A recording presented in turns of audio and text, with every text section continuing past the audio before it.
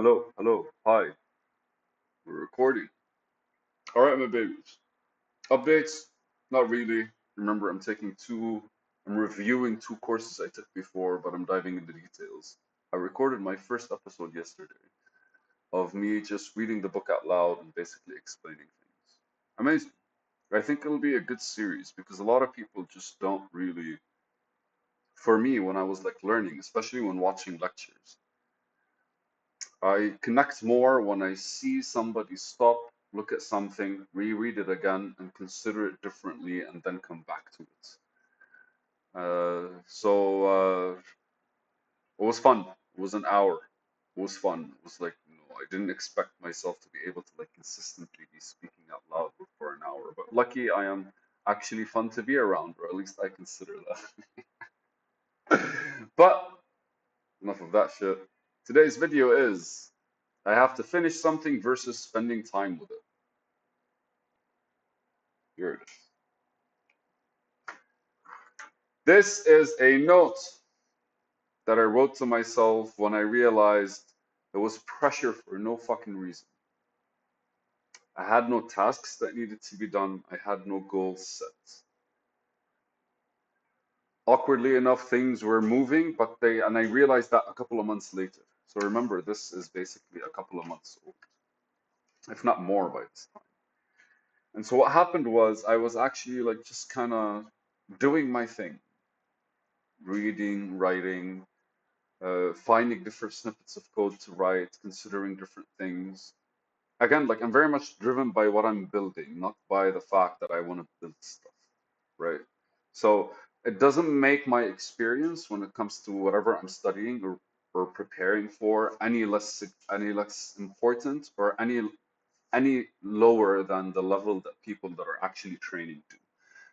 Because if there's something that I don't understand, I kind of like go back over and over and over with it, and I spend extra amount of time in order for me to kind of completely get the concept behind it and to see it from a completely different perspective. And it's fun because I'm saying that right now, and over the past 4 days, I'm just kind of like randomly writing like features for the website. Whether I use them or not, it doesn't matter. But that's such a good experience because like it's not really time flowing away from me. It's just me kind of like absorbing the time that I'm using. And really using these words specifically because of basically the note. And the note brought this kind of like logic in my head. So at that time, I was actually like, I was genuinely not necessarily feeling stuck, but we all have those days where they kind of like persist in just flowing so beautifully and naturally that we think something is off. And I don't think that's the correct way to see things. I think those days I want to use the term blessing, but let's use the term gift because we're engaging with life and life demands stuff from us. And since I'm trying my best not to make a decision unless a decision is necessary, I've been kind of like allowing life to happen in its own way and me to notice the things that kind of need to be done, or at the very least, be more involved in the process of everything that I'm doing, regardless of how small it is. And it could be really as small as just kind of like, I don't know, like preparing a budget or just counting the things that I have to kind of like do over the next couple of days. But these are all kind of like smaller tasks that are not really tasks that we kind of like place them in our heads and we kind of like just start catching up to them to get over them.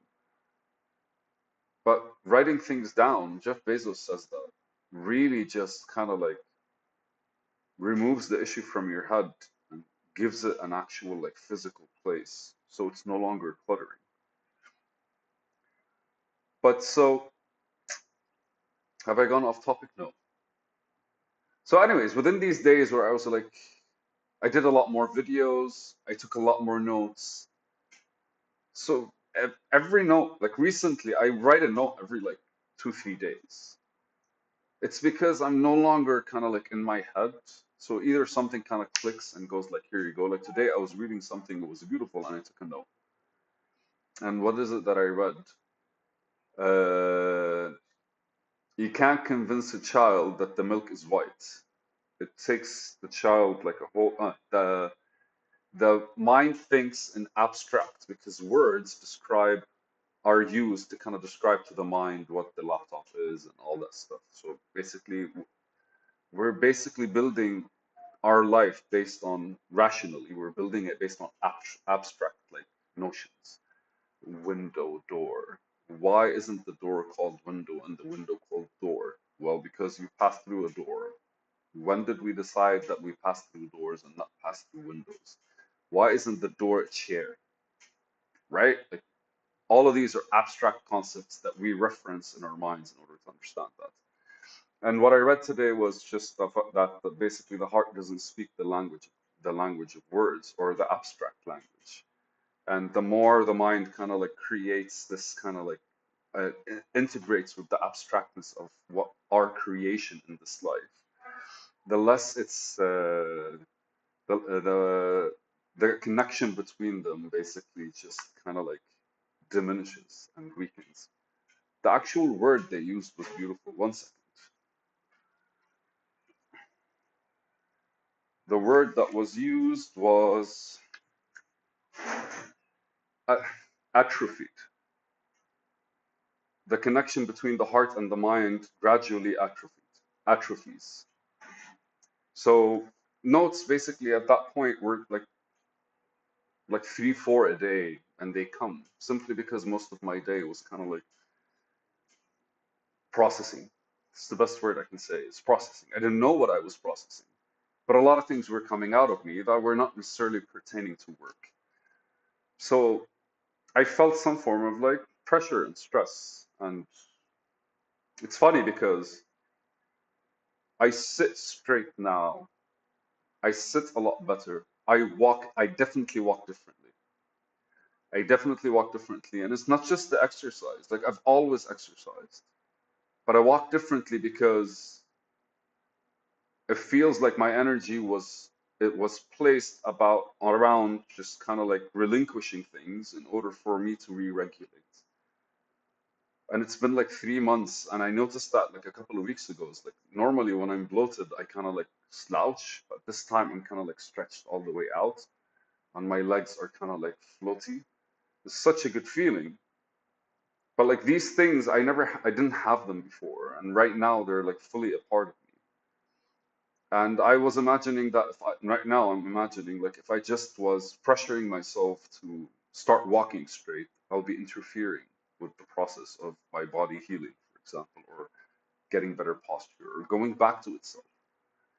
If I were basically to kind of like force whatever was to make decisions into like the project that I'm working on, then I probably would have like forced a direction of some sort that doesn't really harmonize with the overall vision that I have.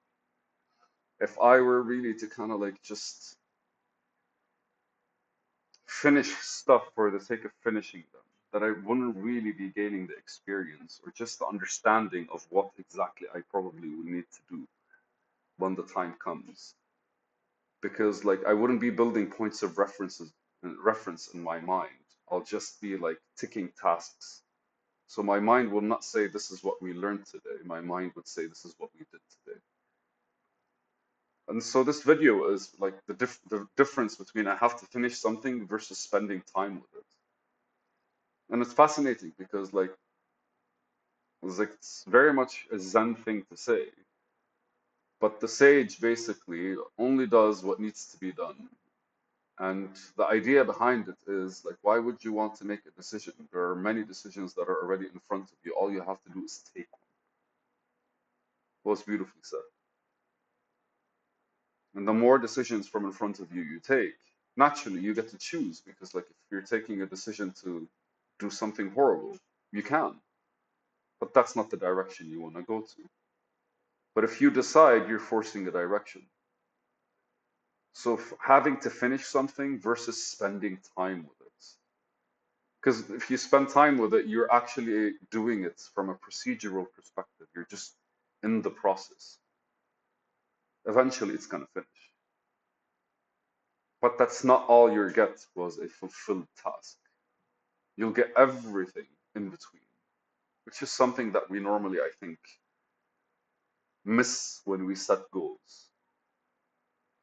And it's a lot more important to establish the systems that you operate through, because that is only like replenished by the processes that you actually like engage with.